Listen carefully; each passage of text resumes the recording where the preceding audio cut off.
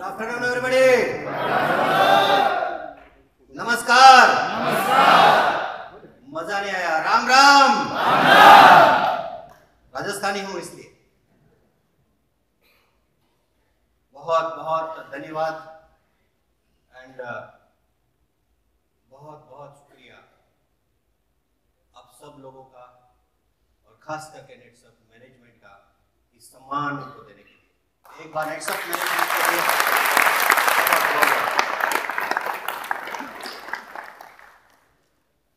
अक्सर कहता हूं कि कौन पूछता था मुझे नेटसप में आने से पहले, मैं तो एक बुझा हुआ दिया था नेटसप में जुड़ने से पहले।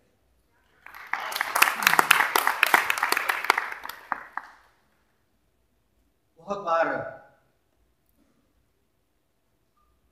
बार सुना, बहुत बार कहीं पढ़ा हुआ, बहुत बार पढ़ा भी, कई बार सुना भी लोगों से। आज भी आप लोगों ने सुना होगा कि सपने देखने से सपने पूरे होते हैं, राइट? यस। मैं कहूंगा कि नहीं, मैंने तो सपने देखे ही नहीं और वो सारे सपने पूरे हो गए। और ये सिर्फ नेटसप का।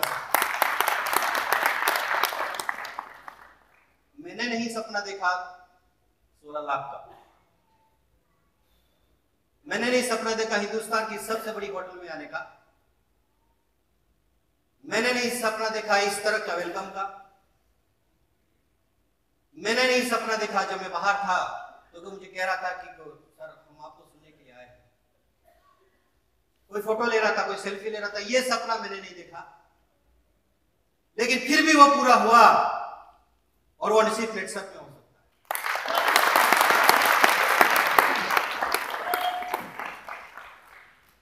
सपना देखना चाहिए, जो देखेंगे उनके तो पूरे होंगे, लेकिन दोस्तों जो नहीं देखेंगे और जो टिकेंगे उनके तो पूरे होंगे नहीं।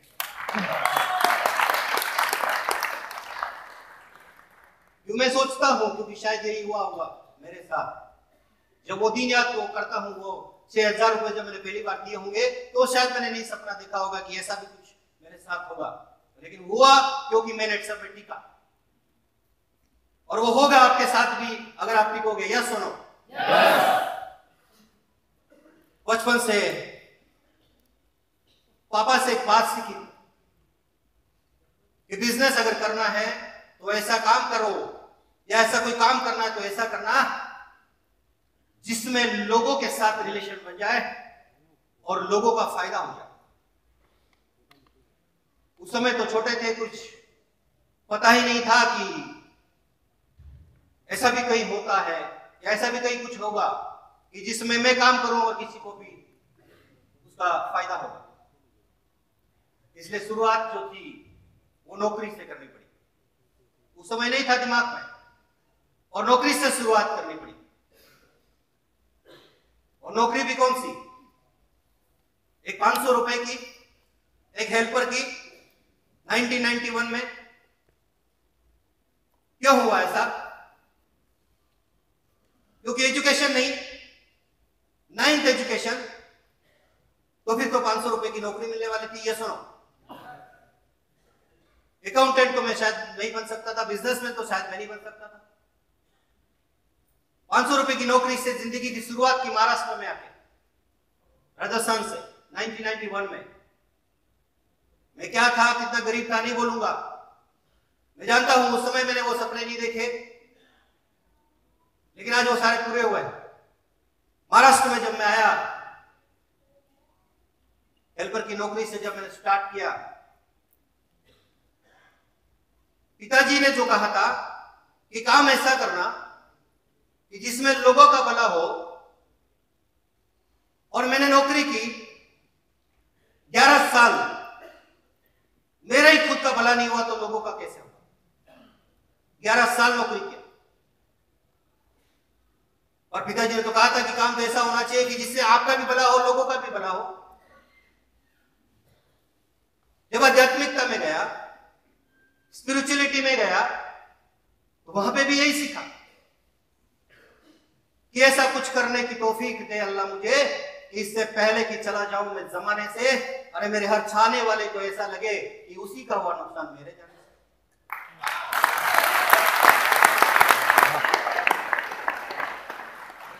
फिर यही तो सीखा था, पिताजी ने भी यही कहा था, मेरे गुरु ने भी तो यही कहा था कि काम तो ऐसा होना चाहिए जिसमें आपकी वजह से लोगों का फायदा हो।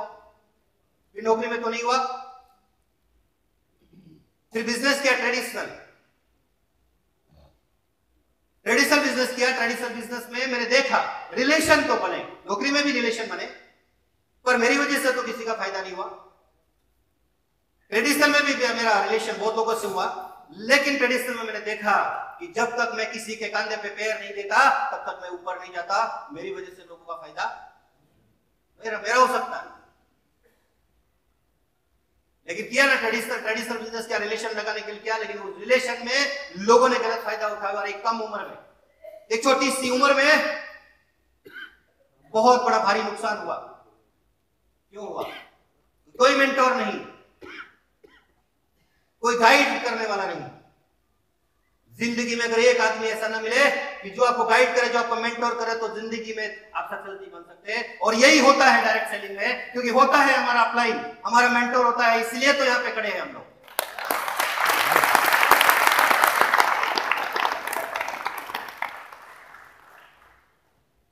मुझे आज दिन तक कभी परिवार में, मेरे चाहने वालों में, मेरे परिवार में, मेरे लोगों ने, हमारे जो खून के रिश्ते होते हैं, उसमें से तो मुझे आज तक किसी ने नहीं कहा कि मुझ पे भरोसा करो, हम पे भरोसा करो। और पता नहीं एक अजीब, एक अजनबी आदमी होता है हमारा अपलाइन, महीना 2 महीने से हम लोग मिलते हैं, पता नहीं उनको हमारे अंदर क्या ऐसा दिख जाता है, और वो आके हमारे कंधे पे हाथ रख के कहता है कि 3 साल मुझ पे भरोसा रखो, तुम्हारा जिंदगी बदल दूंगा। तो क्यों नहीं रखना चाहिए? क्यों नहीं रखना चाहिए? रखना चाहिए, नहीं रखना चाहिए? तो मैंने भी रखा दोस्तों। लेकिन मैं बात कर रहा था ट्रेडिशनल की। ट्रेडिशनल में जब हुआ नुकसान, बहुत नुकसान हुआ, और जो मेरा सपना था, जो मेरे गुरु ने कहा था कि ऐसा कुछ करने की तौफीक यानी समझ दे कि मेरे जाने के बाद भी मुझे लोग याद रखें, तो फिर ऐसा क्या, ऐसा कौन सा बिजनेस जो मैं करूं, मेरा तो फायदा हो लेकिन लोगों का भी फायदा हो? तो कौन सा था ऐसा बिजनेस? तो वो था डायरेक्ट सेलिंग बिजनेस।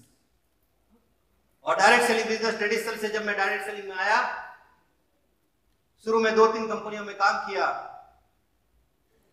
लेकिन मन की संतुष्टि कहीं नहीं मिली। क्यों नहीं मिली? क्योंकि कहीं प्रोडक्ट अच्छा था तो प्लान अच्छा नहीं, कहीं प्लान अच्छा था तो प्रोडक्ट अच्छा नहीं, कहीं दोनों अच्छे थे तो सीनियर अच्छा नहीं, तीनों अच्छे थे तो ओनर अच्छा नहीं।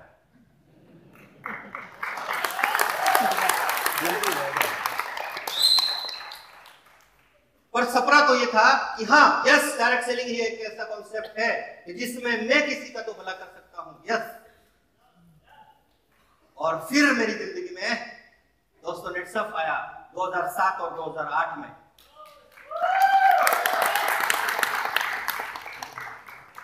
ताली बजानी तो बजा लो, तंबाकू मसलने वाली ताली क्यों बजाते हो? जोर से।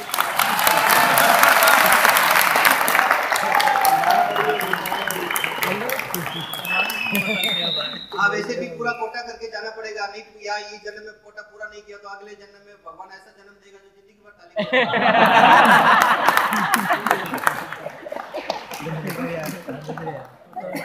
तो जब डायरेक्ट सेलिंग के इस कॉन्सेप्ट में जब मेरी जिंदगी में नेटसप आया, और जब जिंदगी में नेटसप आया तो फिर क्या था?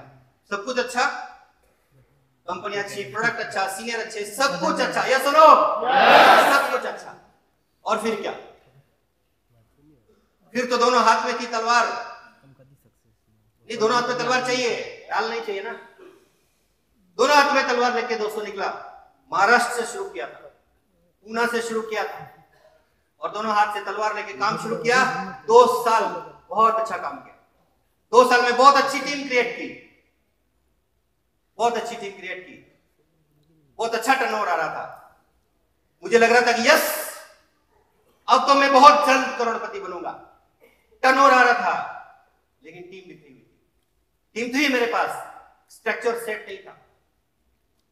टीम सेट नहीं थी, टर्नओवर आ रहा था और मुझे तो लग रहा था कि यस अब तो ऐसे ही चलेगा, लेकिन भगवान को कुछ और मंजूर था। और 2010 में मेरे पेट की एक बहुत बड़ी सर्जरी हुई, मुझे महाराष्ट्र से राजस्थान शिफ्ट होना पड़ा, मेरा पूरा घर शिफ्ट करना पड़ा, सारा सामान मुझे बेचना पड़ा, मेरे बच्चों को वहां पे शिफ्ट करना पड़ा। और 2010 में 10 महीने बेड के ऊपर रहा, क्योंकि डॉक्टर ने बोला सर्जरी बड़ी है, गारंटी भी नहीं है। और शिफ्ट हो गया राजस्थान। 10 महीने बेड के ऊपर रहने के बाद मैंने सीनियर को फोन किया कि यस अब मैं वापस आना चाहता हूं, अब मैं काम करना चाहता हूं। सीनियर ने कहा कि अभी आप शिफ्ट हो ही गए हो तो क्यों ना राजस्थान में ही काम करो। लेकिन मैंने कहा नहीं, जिन लोगों की वजह से मेरी नेटसर्फ पे पहचान बनी, जो मेरी महाराष्ट्र की टीम थी, जिसकी वजह से मेरा नाम हुआ, जिनकी वजह से मेरा उनके साथ रिलेशन हुआ, मैं उनको छोड़ नहीं सकता। एक बार वापस महाराष्ट्र में आके काम करूंगा। और फिर मैं महाराष्ट्र में, मुझे याद है 2010 दिसंबर 2010, इतनी कड़कड़ाती हुई ठंड, और मुझे डॉक्टर ने एक पट्टा दिया था और वो पट्टा मेरे पेट के ऊपर बांध के मैं वहां से आया था और मुझे कहा था इसके जोर नहीं लगना चाहिए। दिसंबर 2010 की मैं बात कर रहा हूं। मैं महाराष्ट्र में औरंगाबाद के एक ऐसे छोटे से गांव में एक डाउनलाइन के घर पे गया और मैंने उसको कहा कि यस आज के बाद मैं आपके साथ हूं, आपके सपनों को पूरा करने के लिए। वो जो आदमी था वो सुबह 4 बजे उठता था, 7 बजे वो फील्ड पे जाता था। मैं उसे कह नहीं सकता था कि मेरे पेट पे पट्टा बंधा है, मैं नहीं आ सकता फील्ड पे, लेकिन क्योंकि मुझे जरूरत थी, क्योंकि मैं जब 2010 में पूरी तरह से क्लॉप्स हो गया था, बिल्कुल क्लॉप्स, लेकिन थोड़ा बहुत जो टर्नओवर आ रहा था उस एरिया से, वहां पे मैं गया दोस्तों। और 2010 का दिसंबर का पहला साइकिल जब मैं आया था और आते ही पहला साइकिल का पेट पे पट्टा बांध के काम किया और 25,000 का पहला पे आउट लिया, पहली साइकिल। प्रूव योरसेल्फ, अपने आप को प्रूव करना पड़ता है, यस सुनो, यस प्रूव करना पड़ता है। और मैंने किया, लेकिन इस बार मैंने गलती नहीं किया जो मैंने पहले गलती किया था, तुम्हारा टीम सेट नहीं किया, स्ट्रक्चर सेट नहीं किया। इस बार मैंने वो काम किया, अच्छी टीम और अच्छा स्ट्रक्चर सेट किया। और फिर क्या, तो अच्छा स्ट्रक्चर सेट हो गया, अच्छा टीम बन गया, मेंटोर मेरे अच्छे थे। और फिर क्या, महाराष्ट्र में 1 करोड़ रुपए कमाया, महाराष्ट्र में 1 करोड़ रुपए महाराष्ट्र में। राजस्थानी होने के बावजूद भी मराठी में, मराठी सीखने के बाद मराठी सीख के मराठी में प्रोग्राम दिया। क्यों ऐसा किया? क्योंकि जिस दिन मैं नेटसप में ज्वाइन हुआ था उसी दिन मैंने प्रण किया था कि मैं नेटसप का डिस्ट्रीब्यूटर बन के नहीं, ये मेरा बिजनेस है, ये समझ के काम करूंगा और जो सीखना पड़ेगा उसको सीखूंगा।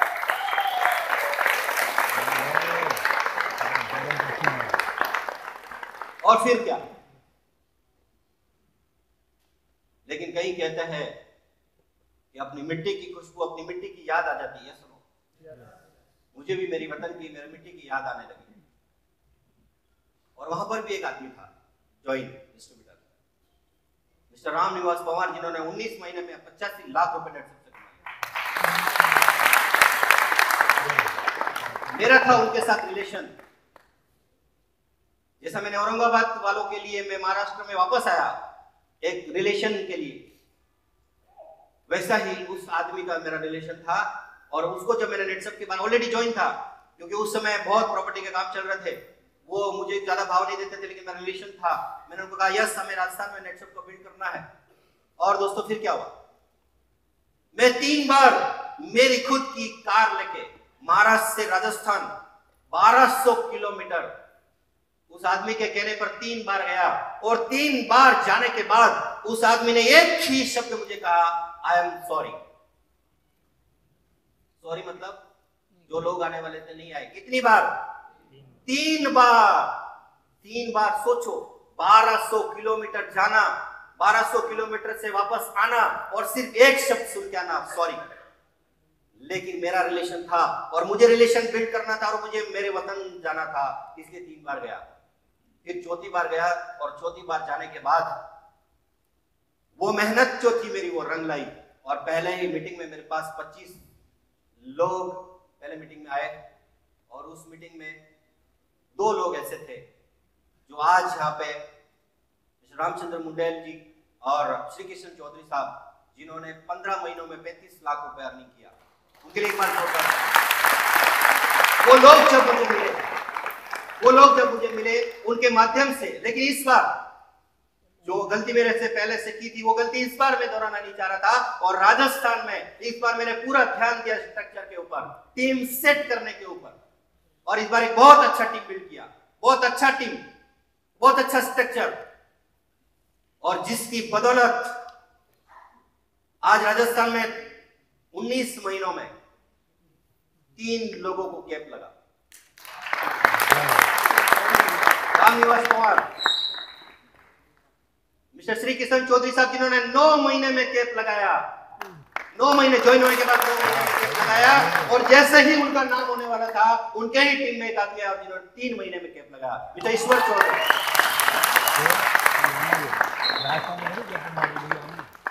आज अगर मैं बात करूं तो 10,000, 50,000, 1 लाख, 2 लाख, 5 लाख रुपए 15 दिन में लेने वाले बहुत सारे लोग आज राजस्थान में हैं। और राजस्थान में आज 2 रीजन हो गए, जयपुर और जोधपुर, दोनों रीजन का मैं ओसीएम हूं। लेकिन इस बार ये दोनों रीजन के ओसीएम का जो भार है वो मैं किसी और के कंधों पर डालने वाला हूं, और इसी साल 2 लोगों को कैप लगा के उनके हवाले वो रीजन करने वाला हूं, क्योंकि फिर मैं तीसरे रीजन की तरफ बढ़ने वाला हूं। इस बार तीसरा रीजन जो मेरा ओपन होने वाला है, उसकी मैं प्रक्रिया में हूं, वो है उदयपुर रीजन। यस, राजस्थान। दोस्तों, मेरा जो सपना था या है रिलेशन, मैं लोगों के साथ रिलेशन रखना चाहता हूं, और यही सीखा है मैंने। तो जाते जाते यही कहूंगा, ये जो रिलेशन है, आज मेरी यहाँ जो भी टीम बैठी है और जो भी राजस्थान में आने वाले हैं, क्या वो मेरे टीम से है या नहीं है, आप लोग को राजस्थान में वेलकम है। आप लोग जब राजस्थान में आओगे, मेरे साथ रिलेशन, मैं आप लोगों के साथ रिलेशन बनाना चाहता हूं, क्योंकि मैंने सीखा है, मैंने यही चीज सीखी, और यही कहना चाहता हूं कि ऐसा कुछ करने की तौफीक दे अल्लाह मुझे, इससे पहले कि चला जाऊं मैं जमाने से, मेरे हर चाहने वाले को ऐसा लगे कि उसी का हुआ नुकसान मेरे घर।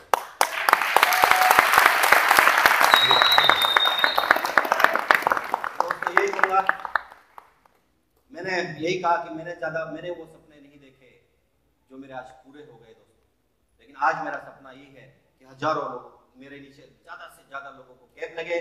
यही मेरा सपना है, इसी सपने को लेके मैं आज काम कर रहा हूं। मैं यही कहूंगा कि I can, if I can, you can. Thank you very much.